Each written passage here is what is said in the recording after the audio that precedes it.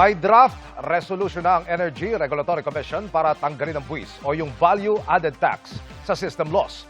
Pero pag-amin ng ERC, hindi pa masabi kung kailan talaga ito mararamdaman ng mga consumer. Nakatutok si Bea Pinlac.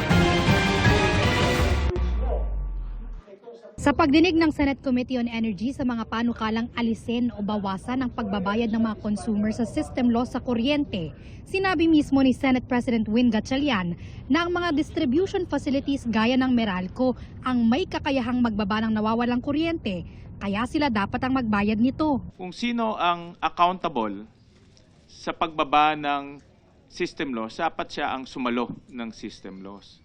Alam ko ang system loss ay inherent yan. Hindi matatanggal yan sa pag-transmit ng kuryente. Pero ang dapat nating tanungin ay sino ba ang mayroong kapangyarihan na babaan yan?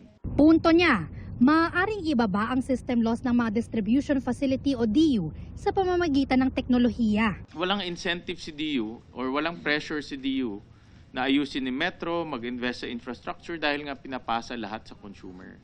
So we want to change that philosophy. Sang-ayon ng Department of Energy at National Electrification Administration na dapat tanggalin ang system loss sa electricity bill ng mga consumer.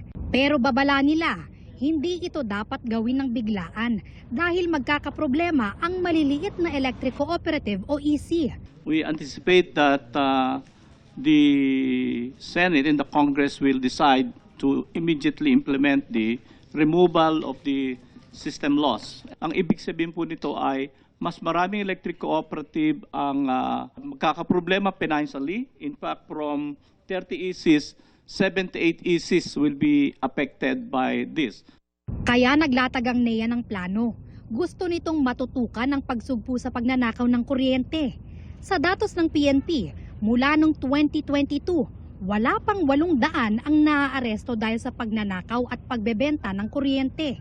At 21 pa lang dyan ang nako-convict. Gusto namin pag-aralan ng ERC na instead na si consumer is bearing the cost, it should be the DU bearing the cost so that mapuwersa siya mag-invest in better infrastructure and maintenance.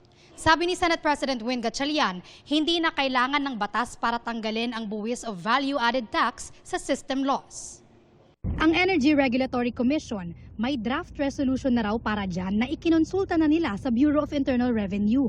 So, by billing po ng September, wala na po yung VAT na yan sa bills po na nationwide ng mga kababayan natin, VAT sa systems loss. Kung sa effectivity po ng aming magiging resolution at ng sa BIR, maaari po itong mangyari sa September. Pero hindi masabi kung kailan talaga ito mararamdaman ng mga consumer. Pero po yung actual na implementasyon, dahil hihirit po ang mga distribution utilities, nakakailangan nilang baguhin yung kanilang mga billing software at yung kanilang billing.